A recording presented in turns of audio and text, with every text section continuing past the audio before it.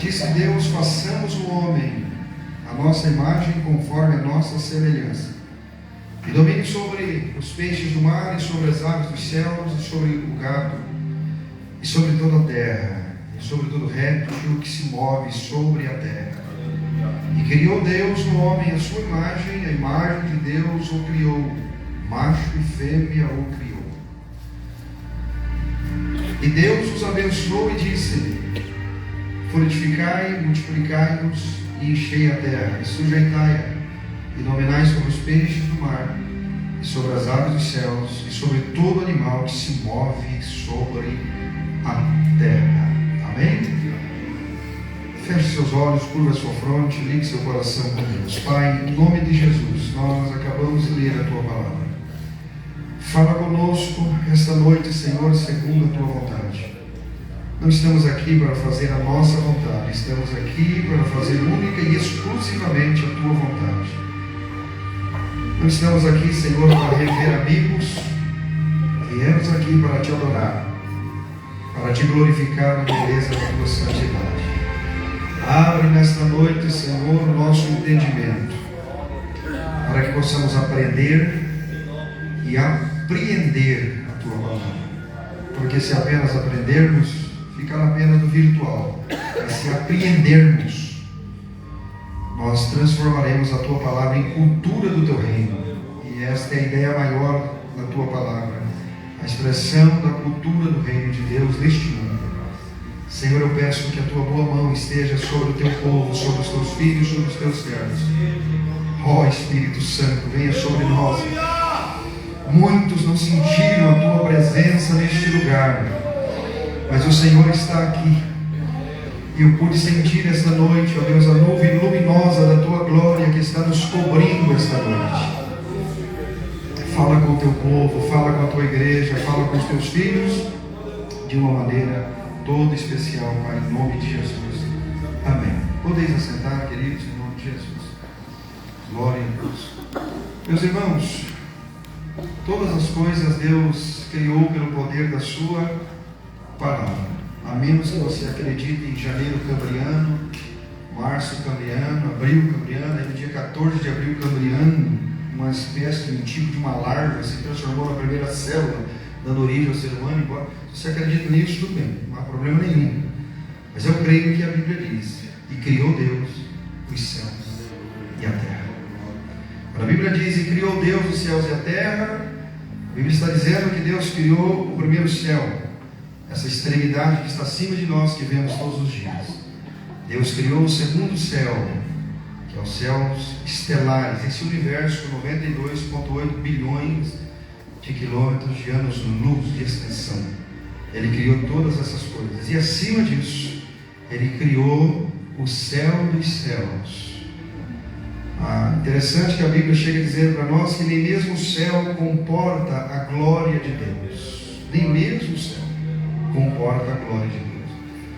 Um dia Deus resolveu olhar os anjos, e os anjos estão no céu. A Bíblia diz que Deus se curvou para ver os anjos que estavam nos céus. A Bíblia diz que Ele se curvou para ver os anjos. Subentende-se então que Deus está acima de todas essas coisas.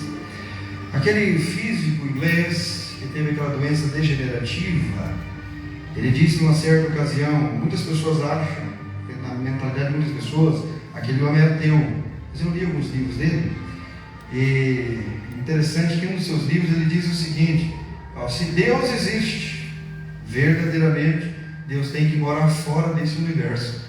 Mas é essa a ideia que a Bíblia nos dá, que Deus está fora. Então não há possibilidade de se explicar Deus nem através da equivocidade, nem da univocidade. A única maneira que nós conseguimos tentar dar uma explicação sobre Deus é através de analogias dedutórias. Nós fazemos uma analogia de quem é Deus.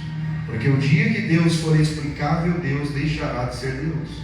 Deus é um ser inexplicável. Há poucos dias eu disse para alguém: Deus não existe. Ele disse: o senhor não é teólogo, o senhor está me dizendo que Deus não existe. Eu falei: exatamente isso. Deus não existe. Porque se eu chegar num altar de uma igreja ou qualquer outro lugar e falar Deus existe, eu estou limitando Deus. A palavra existir em latim significa existentia. Existir a partir de. Esse púlpito existe porque uma matéria-prima, usaram uma matéria-prima que já existia para fazer esse púlpito. Se eu falar que Deus existe, então alguém criou Deus. Deus não existe. Em lugar nenhum na Bíblia diz que Deus existe. A Bíblia diz que Deus é antes do tempo, depois do tempo, fez o tempo, nos colocou no tempo. Então Deus é um ser inexplicável. Agostinho de Hipona gostava de dizer que Deus é um ser transcendental, intocável e no mesmo tempo emanente. Pode ser tocável, é o único ser que pode morar dentro desse tempo que nós vivemos, que sofre os efeitos corrosivos todos os minutos, segundos. Ele pode viver aqui e nunca envelhecer, nunca morrer, nunca ficar doente. Ou seja, Deus não sofre os efeitos corrosivos do tempo, porque Ele é Deus. Então Deus é um ser inexplicável. Aleluia. Então veja, meus irmãos, que a Bíblia diz que Deus criou todas as coisas. Eu falo que Deus criou, eu estou dizendo que Deus criou a terra. Se Deus criou a terra, então Ele formou o homem dessa matéria-prima chamada terra. Diz, e formou Deus o homem do pó da terra. Deus não criou o homem, Ele formou o homem. Ele formou o ser humano de uma matéria que já existia na terra. Ele formou. Ele apenas não formou o homem, Ele informou o homem. Dizendo, coma de tudo que tem nesse jardim, mas não coma dessa árvore aqui, ó. Que o dia que você comer, isso aqui é um ponto de equilíbrio entre você e eu. O dia que você me desobedecer, você vai morrer. Aquela árvore, aquele fruto, que não era uma maçã, ele não disse que fruto era aquilo, mas era um ponto de equilíbrio que Deus colocou ali. Não coma, porque o dia que você comer, você vai morrer. E a Bíblia diz que o homem então desobedece a Deus. A palavra pecado é muito mais profundo do que aquilo que está no dicionário Aurélio, que significa errar o alvo. Pecado é quando nós quebramos um princípio estabelecido por Deus como verdade. Isso é pecado. Existe o pecado moral, o pecado religioso, existe o pecado ético. As pessoas não serão condenadas pelo pecado ético, nem pelo pecado religioso. Serão condenadas pelo pecado moral, porque está relacionado com a sua vida espiritual. Em outra ocasião, eu vou falar um pouquinho mais profundo sobre isso aqui. Mas veja que Deus, Ele forma o homem. Ele forma o homem, Ele informa o homem. O pecado deforma o homem. Ele vai até o jardim, cobre o homem de pele. E então Ele cobre ali o pecado do homem e Jesus vem. E quando Jesus vem com uma reforma desse homem, reformando esse homem, que havia perdido esse ponto de conexão com Deus.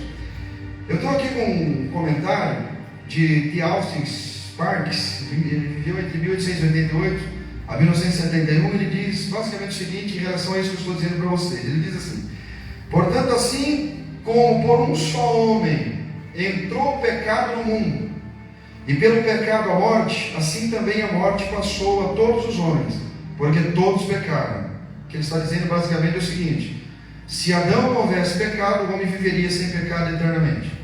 Como Adão pecou diante de Deus, então o pecado passou a todos os homens, e todos os homens estão condenados a morrer. Olha que coisa séria. Porque até o regime da lei havia pecado no mundo, mas o pecado não é levado em conta quando não há lei. Entretanto, reinou a morte desde Adão até Moisés, mesmo sobre aqueles que não pecaram, a semelhança da transgressão de Adão, o qual prefigurava aquele que havia de vir. Todavia não é assim o dom gratuito como a ofensa, porque se pela ofensa de um só morreram muitos, muito mais a graça de Deus e o dom pela graça de um só homem, Jesus Cristo, foram abundantes sobre muitos. Se pela ofensa de um, ou saber, Adão, e por meio de um só, reinou a morte, muito mais os que recebem a abundância da graça e o dom da justiça reinarão em vida por meio de um só, a saber, Jesus Cristo. Porque como pela desobediência de um só homem muitos se tornaram pecadores, assim também por meio da obediência de um só homem, Jesus, muitos se tornarão justos, conforme está escrito em Romanos capítulo 5, versículo 12. Basicamente, o que eu estou tentando dizer para vocês aqui essa noite, muitas vezes nasce lá uma criança, bonitinha, cheirosinha, aí nós olhamos aquele bercinho lindo, ai que coisinha linda, que maravilha, que criança linda. Eu tenho uma notícia para te falar. Essa criança, quando definir mão direita e esquerda, ela vai ter que aceitar Jesus também como Salvador, porque todos os que nasceram depois do pecado de Adão nasceram debaixo da maldição do pecado e precisa aceitar a Jesus Cristo como único e suficiente Salvador, porque fora dele não há salvação.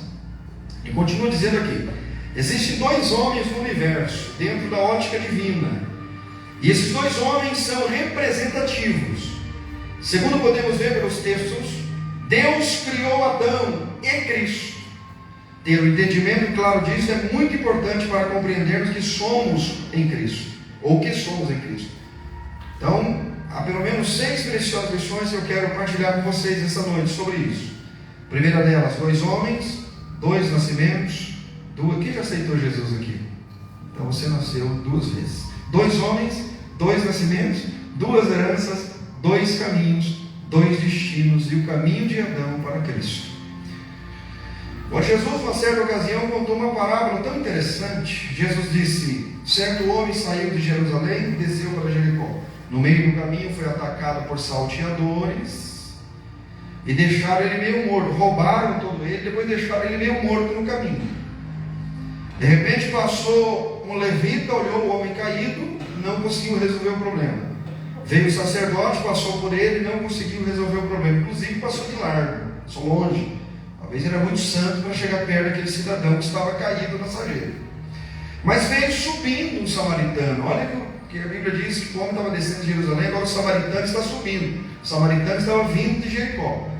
E ele passa por aquele ambiente, então vê aquele homem caído, se compadece dele, lava ali as feridas, passa óleo nas feridas, cura aquele homem, coloca sobre a sua cavalgadura e leva aquele homem em direção à hospedaria e coloca aquele homem naquele hotel e disse: eu vou te dar 2 dinheiros, se eu passar do prazo, quando eu voltar eu te pago em dobro. E as pessoas não conseguiram entender essa parábola de Jesus, tradicionalmente conhecida como a parábola do bom samaritano. O que Jesus estava dizendo era basicamente o seguinte: houve um homem que saiu de Jerusalém, Adão, veio caminhando até metade da sua jornada, a raça humana, foi saqueada por Satanás, o pecado destruiu, ficou meio morto. Toda pessoa sem Deus ela é meio morto, tem nome de que está vivo, mas está morto segundo a Bíblia. Veio o sacerdócio levítico, não resolveu o problema. Veio a lei mosaica, não resolveu o problema. Mas o bom samaritano, que é Jesus, veio e resolveu o problema daquele homem que estava caído. Em outras palavras, o que Jesus estava ensinando para os fariseus naquele momento, que a resolução do pecado não está na religiosidade, está no relacionamento com Deus e com Ele. Quem está entendendo isso aqui? Bom, vamos lá, para entendermos aqui. 2 homens então. Temos a apresentação de 2 homens aqui, Adão e Cristo, que representam 2 raças. Esses homens são os cabeças da raça humana.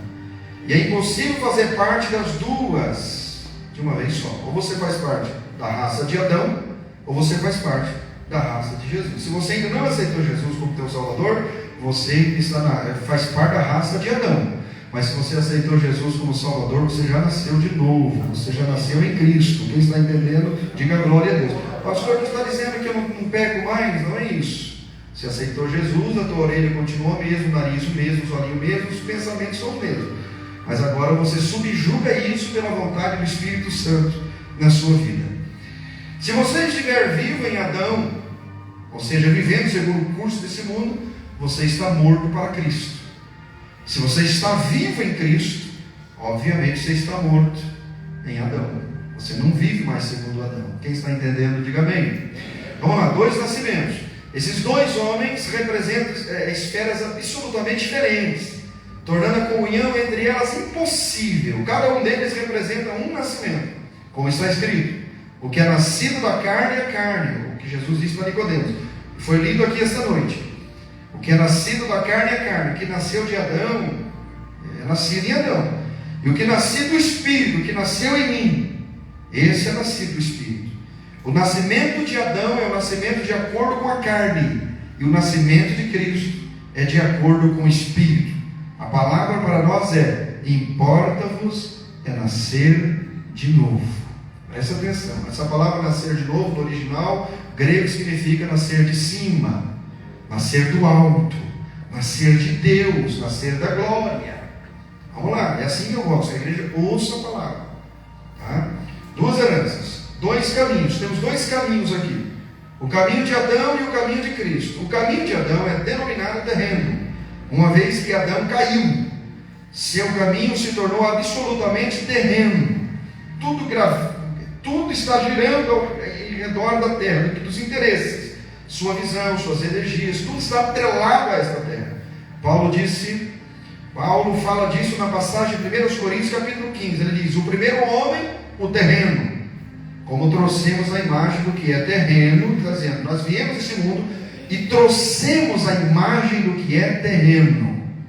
Mas ele diz: mas quando recebemos Jesus, nós vamos agora, a partir desse momento, trazer a imagem do que é celestial. Em outras palavras, não viveremos mais segundo o curso pecaminoso deste mundo, mas viveremos segundo o curso espiritual da eternidade. Em outras palavras, quem já aceitou Jesus como Salvador verdadeiramente, os seus olhos estão fixos ao céu. Ele aguarda uma pátria que não é deste mundo. Ele está indo em direção a outro lugar. Está indo em direção ao céu. O próprio Billy Graham, numa certa ocasião, o maior evangelista do século XX, ele disse numa certa ocasião: estou apenas peregrinando neste mundo. A minha pátria é a celestial. Quem está entendendo isso aqui? Muito bem. Aleluia. Deixa eu só fazer mais uma pequena colocação aqui, irmãos. O céu não é o teu destino. Quem sabia disso? Não é o teu, nunca foi o teu destino. O céu é a tua origem. Você veio de Deus. O que está dentro de você foi soprado por Deus. É por isso que quando você está longe de Deus, você pode tentar preencher o vazio que está dentro de você em quaisquer outra coisa. Você não vai conseguir enquanto você não receber Jesus dentro do seu coração. Quem está entendendo isso aqui da glória a Deus? Aleluia. Quem está entendendo mesmo? Certinho? Vamos lá, vamos continuar aqui, porque a revelação não é muito longa, mas é boa. Tá? Segura aí.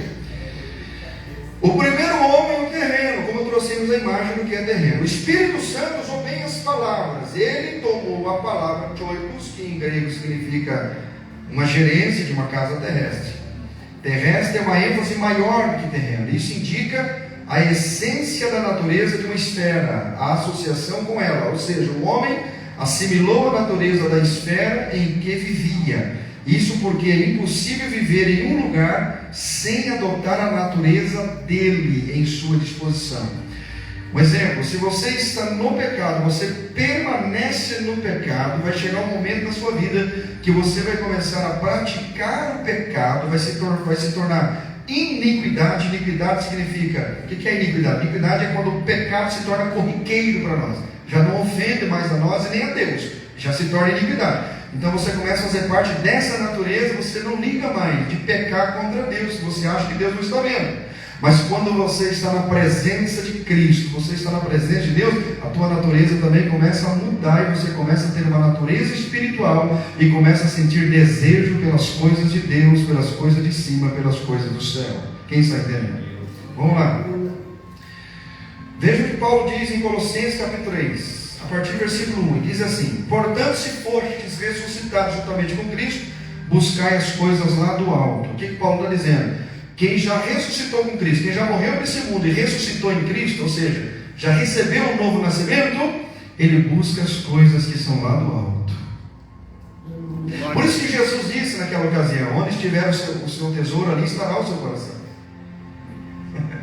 Em outras palavras, Jesus está dizendo: exatamente onde estiver o teu tesouro, ali estará o teu coração. Você olha pessoas que estão presas ao sistema e à sistematização deste mundo. Por que elas estão assim? Porque elas estão presas aqui. Mas eu venho esta noite com uma palavra profética de Deus. Haverá, meus irmãos, uma manifestação de novo nascimento em nosso meio esta noite. Quem crê nisso aqui, dá glória a Jesus. Vamos lá. Dois destinos. Temos dois destinos diante de nós. Eu já vou... Pode brigar comigo, depois, se você quiser conversar comigo a respeito disso, estou aberto à discussão. Mas não existe purgatório, não existe limbos infantes, não existe limbus patrum, não existe reencarnação, nada disso. Só existem dois caminhos. Ou você escolhe um que te leva a Deus, ou outro que vai te deixar totalmente longe de Deus quando você partir desse mundo, quando você partir dessa terra.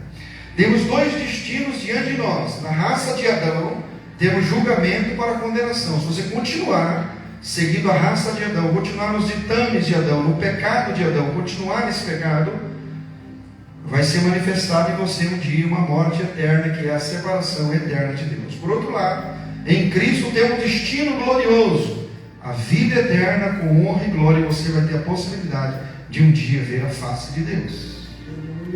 Aleluia. Estou pregando, parece que eu nem estou pregando para crente essa noite, mas é a mensagem que Deus me deu. O caminho de Adão para Cristo. Como podemos sair de um Adão e entrar no outro Adão? Porque Paulo diz assim: o primeiro homem, Adão, foi feito alma vivente. O segundo homem, Adão, foi feito espírito vivificante. O que Paulo está dizendo é basicamente o seguinte: vivíamos sob os ditames deste mundo, mas agora com Cristo não vivemos mais segundo as regras pecaminosas deste mundo. Nós vivemos agora segundo a vontade de Deus através de Jesus e do Espírito Santo. Ou seja, nós nascemos em Jesus.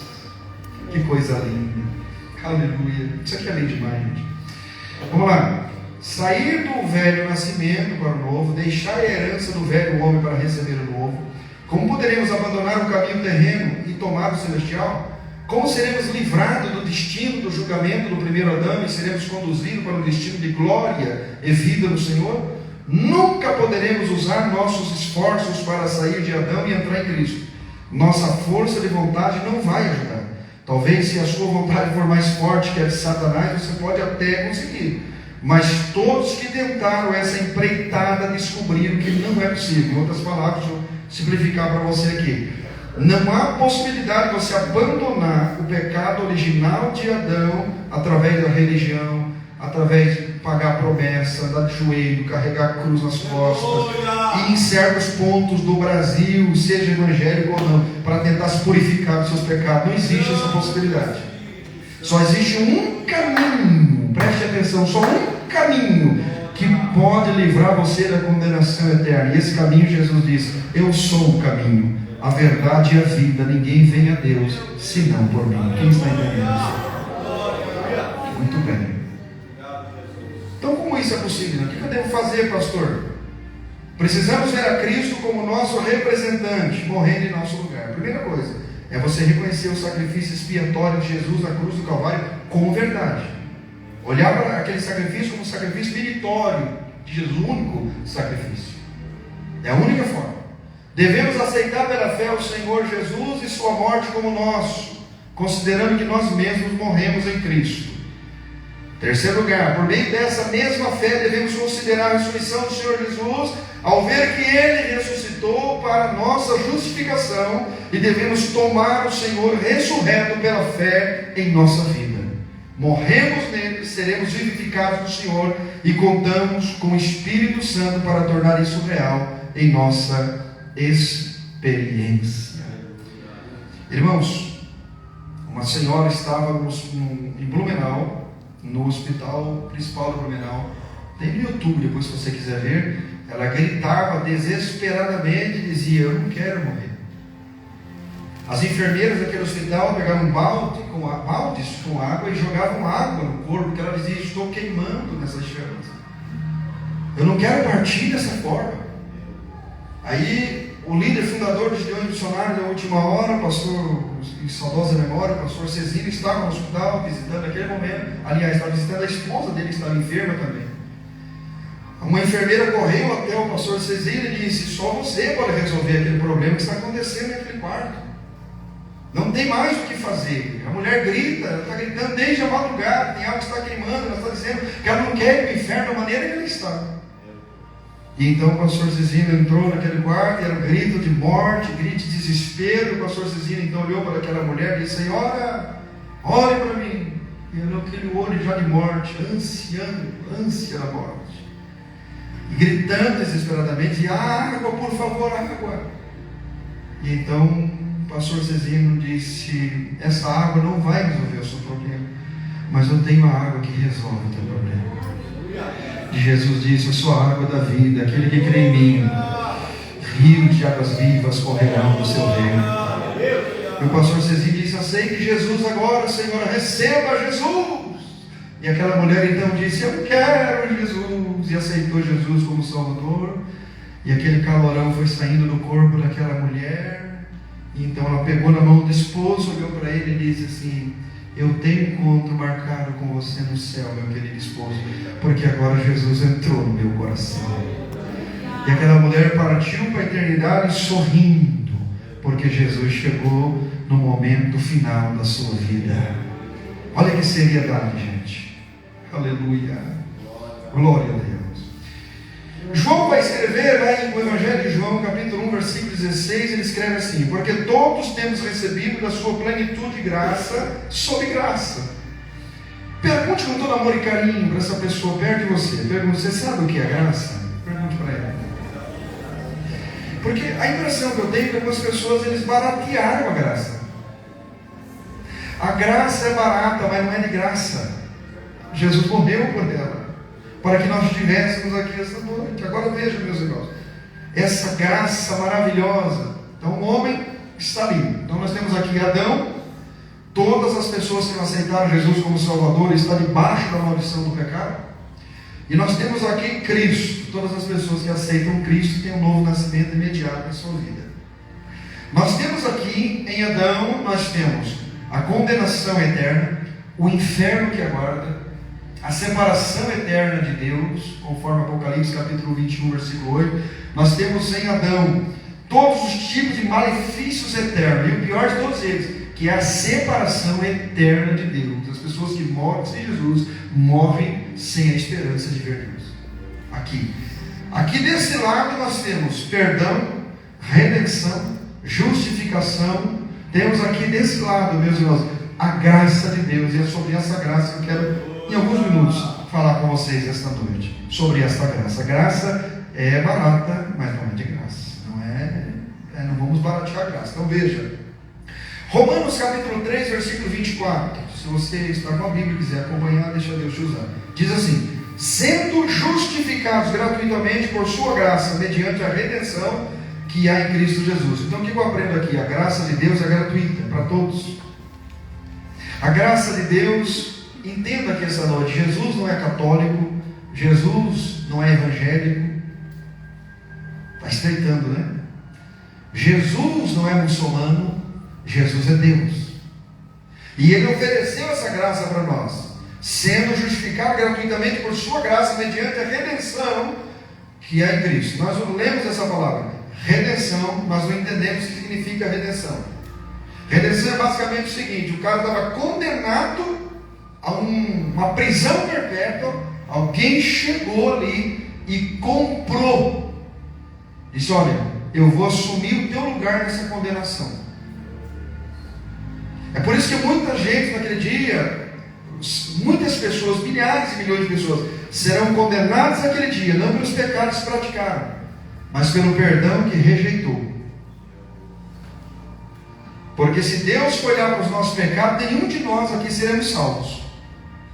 Acontece que quando Deus olha para você, e Deus olha para mim, Deus não está olhando diretamente em nós, Ele está olhando através do sacrifício de Jesus. Ele olha através do sacrifício.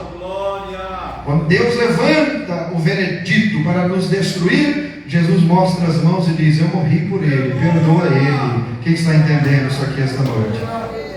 Essa é a verdade.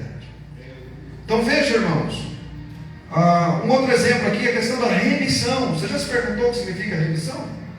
Quem é remido aqui? Quem é remido pelo sangue de Jesus? Eu também sou remido, irmão Franco. Eu também sou, sempre esqueci, eu ia falar cara. Eu sou remido pelo sangue de Jesus. Um exemplo. O que significa isso? Olhem para mim, agora você vai valorizar. Vamos imaginar que eu cheguei para esse menino que está aqui. Falei: moço, eu preciso fazer uma grande plantação e eu preciso de 2 milhões de reais. Ele diz, eu digo para ele assim: você pode me emprestar 2 milhões de reais para eu fazer a plantação? Diga amém, filho. Se você bem, você não vai receber daqui a pouco. Então 2 milhões de reais. Muito bem. Ele me empresta, só que ele disse o seguinte: vou te emprestar juro, você tem que me devolver no final da colheita 3 milhões de reais. Está disposto? Estou, beleza. Aí o que aconteceu? Peguei os 2 milhões, investi, arrendei a terra, plantei. Veio uma seca e as sementes não germinaram. Aí ele vem até mim e diz assim: aí eu digo: não tenho dinheiro para te pagar. Ele diz: então você vai ficar como escravo. Você, sua esposa, seus filhos, toda a sua parentela, todos os seus filhos, né, na sua casa, vão trabalhar para mim como escravo até pagar a dívida. Aí eu estou trabalhando ali, sol a sol, 7 dias por semana, para pagar a dívida. Tem um dia de folga apenas. Estou trabalhando dia e noite, das 6 da manhã às 6 da tarde, com 1 hora de almoço, para pagar a dívida. De repente um viajante passa por aqui, vê: poxa, mas esse não é o Daniel que está trabalhando para esse homem? Que situação é essa? Eu vou falar com o irmão dele. Meu irmão mora lá no Recife. Então um cidadão vai lá no Recife e diz: rapaz, eu passei lá no Paraná e vi teu irmão sendo escravo, ele tem uma dívida, ele é escravo, ele está devendo 3 milhões para o menino, e ele não tem como pagar, ele está lá, ele é escravo. Meu irmão sai lá no Recife, vem aqui, chega nele e diz assim: escuta, meu irmão fez um empréstimo contigo? Fez. É teu escravo? É. Eu quero comprar a dívida dele. Quanto ele te deve? 3 milhões. Está aqui, me dá a cédula da dívida. Rasga a cédula da dívida, diz assim, e olha para mim e diz: olha, eu paguei sua dívida, você está livre. Quer me seguir? Você não é obrigado a me seguir, mas se você quiser, você me segue. O que esse irmão fez por mim? Me remiu. Essa é a ideia judaica de remir. Quando a Bíblia diz que Jesus remiu os nossos pecados, foi exatamente isso que ele fez. Você e eu tínhamos uma dívida eterna com Deus. Satanás estava nos escravizando nos ditames deste mundo. Estávamos condenados ao inferno para sempre. Sabe o que Jesus fez? Veio aqui e disse: pai, eu compro a dívida dele. Comprou a dívida, pegou a cédula da nossa dívida, rasgou e disse: eu comprei, agora você me segue. Você não é obrigado a me seguir, você me segue se você quiser. Você não entendeu? Você e eu estávamos condenados. Jesus rasgou a nossa dívida lá na cruz do Calvário. Quem está entendendo isso aqui essa noite? Pegue na mão do teu irmão e diga assim: rapaz, só por isso já tinha que dar glória a Deus. Gente, se nós prestássemos atenção, quem já queimou a mão aqui, o dedo, uma parte do corpo, já queimou? É ruim, não é? Então comece a pensar nisso, numa eternidade passando por isso, aí você vai agradecer a Deus todo dia por o que Ele fez por você. Aleluia. Irmãos, sendo justificado gratuitamente por sua graça mediante a redenção que é em Cristo. Isso é óbvio, redundante. Se é graça, tem que ser de graça. Nunca podemos esquecer da gratuidade de Deus para conosco. Tudo que Deus faz é de graça, por amor, misericórdia às nossas vidas. Quando aprendemos a ver a vida pelo olhar da graça, passamos a fazer as coisas para as pessoas sem querer nada em troca, sem expectativa de reconhecimento ou recompensa. Você tem que amar essa pessoa que está perto de você sem esperar nada dela. É igual a pessoa que diz: eu vou me casar para ser feliz. Eu conto ou você conta, professora? Você não tem que casar para ser feliz, você tem que casar para fazer a outra pessoa feliz. Isso é graça, manifestação de graça. Porque na proporção que você planta, você vai colher. Quem está entendendo? E tem uma coisa: não plante sem esperança de colher. Vai plantando, vai plantando, vai plantando, porque Deus que está vendo tudo em secreto vai te recompensar um dia ou outro. Quem está entendendo, dá glória a Deus.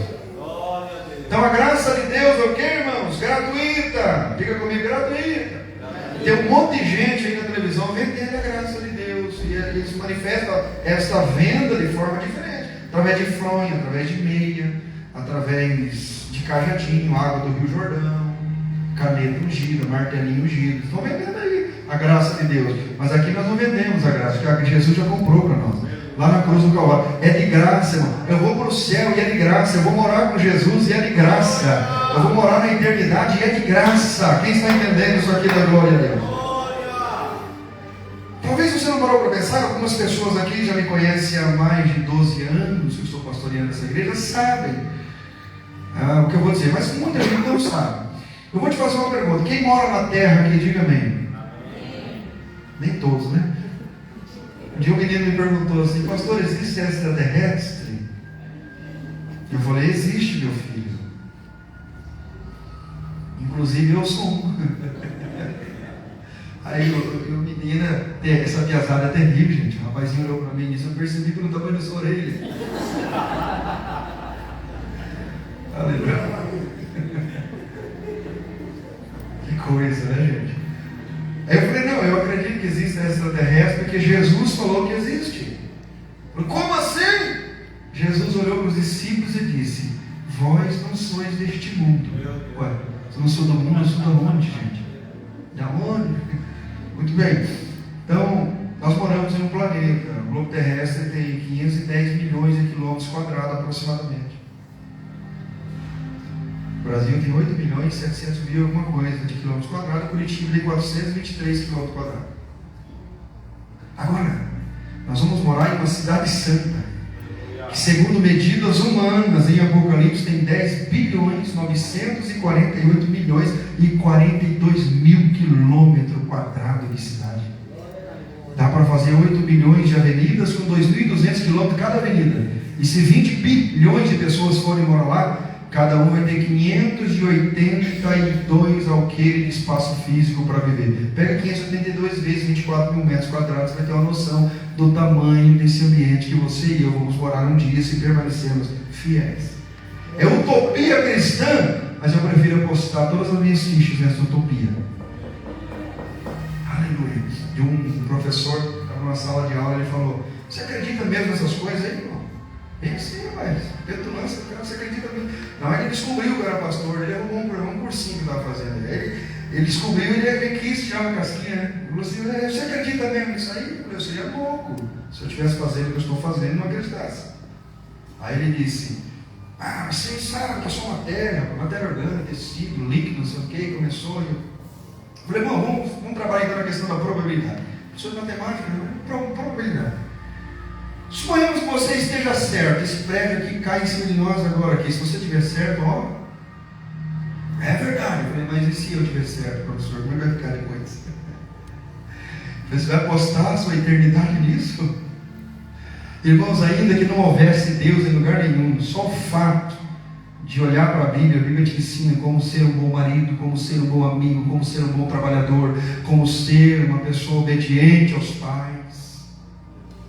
Olha que coisa linda. Então só isso já vale a pena. Agora, sabendo que eu vou morar numa eternidade com Deus, gente, coisa linda.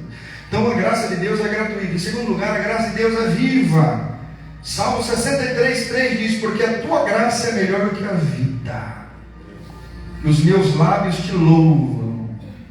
Diga comigo: a graça de Deus é melhor do que a vida. Olha, 3 irmãos, com amor e carinho, para ele ficar bravo. Se ele ficar bravo, diga: briga com o pastor depois. Diga: a graça de Deus é melhor do que a vida. E o salmista já diz aqui: e os meus lábios te louvam. Te faço uma pergunta aqui esta noite: você já louvou a Deus hoje pela vida?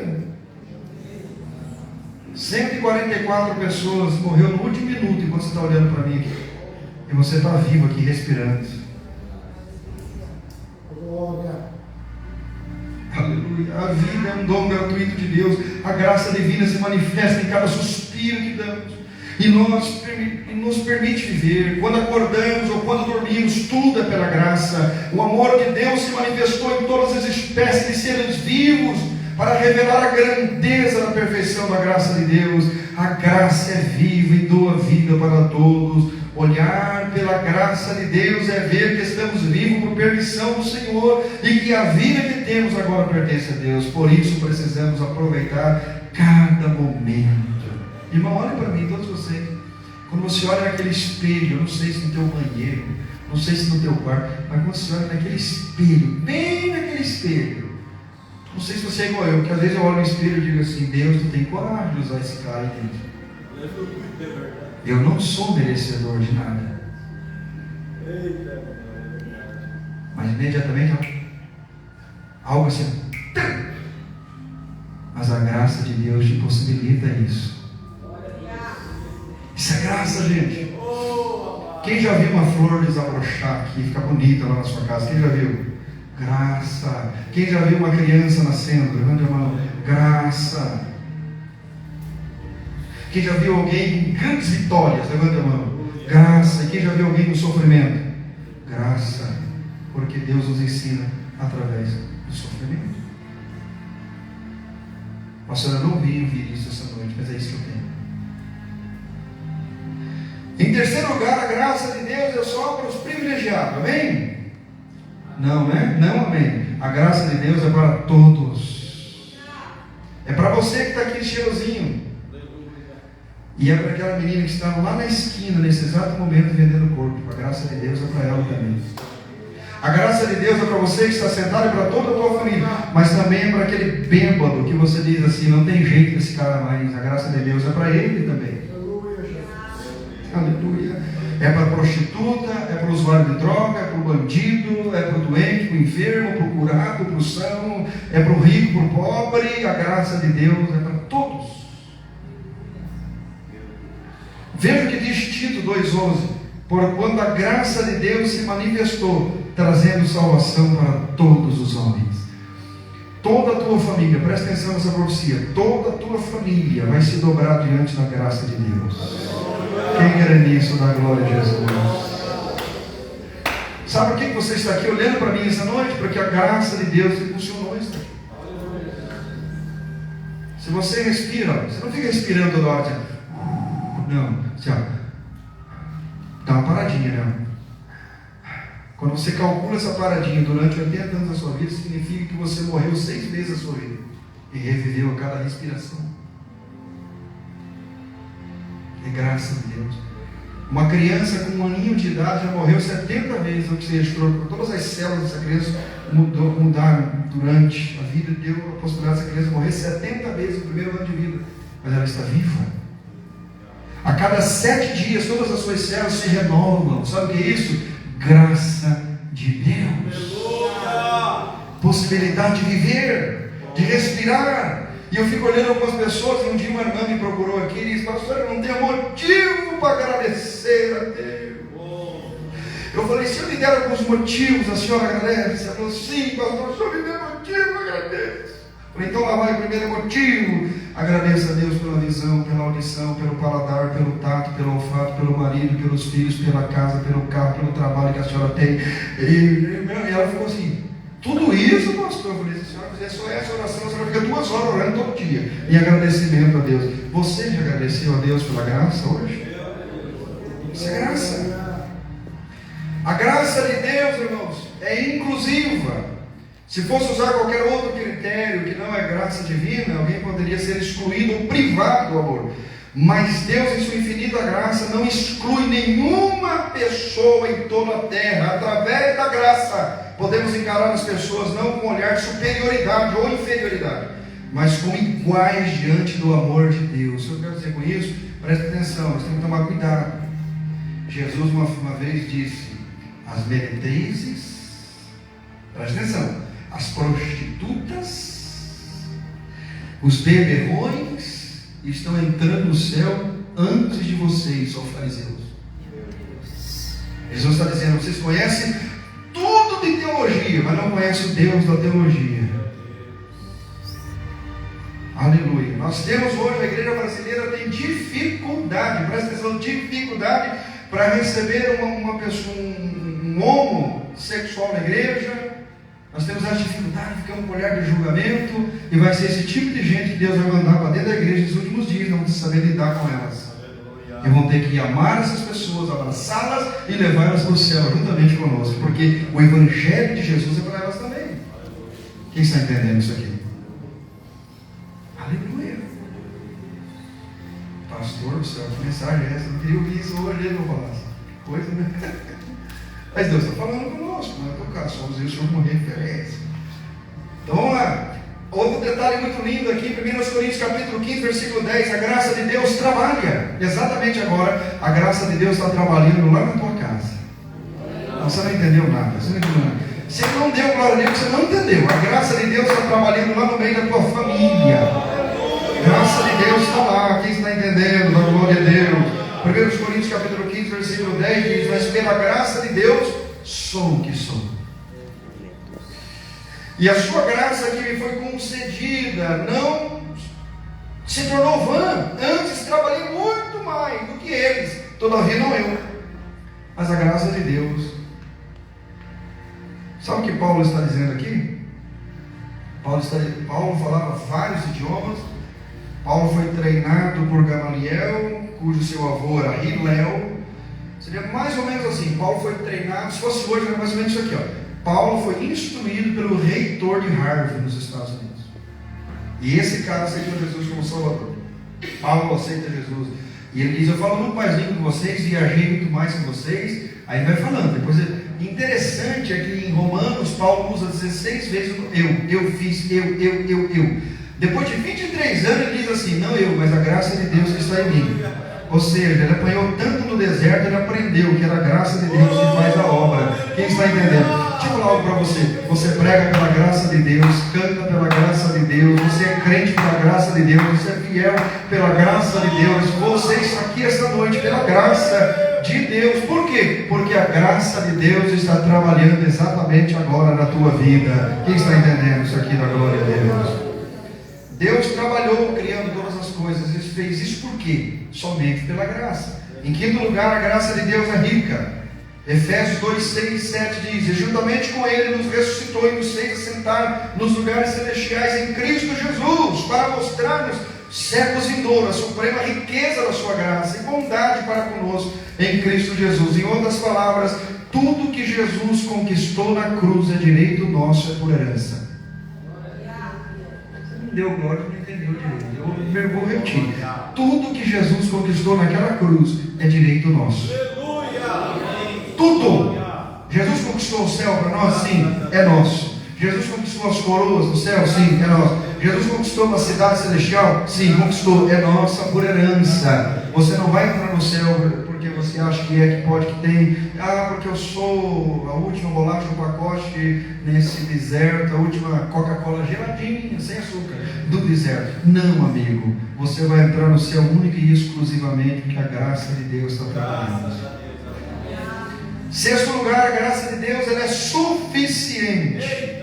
Não precisa ferradura na porta, não precisa arruda atrás da orelha, não precisa sal grosso dentro da tua casa para expulsar mal olhado e demônios, nada disso. A graça de Deus é suficiente na tua vida, suficiente.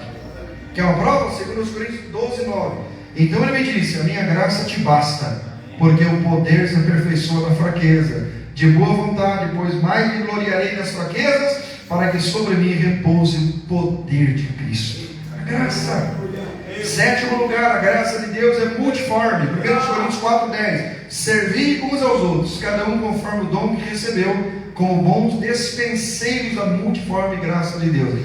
Eu vou olhar nos olhos de vocês e vou dizer: dentro de cada um de vocês existe um celeiro celestial.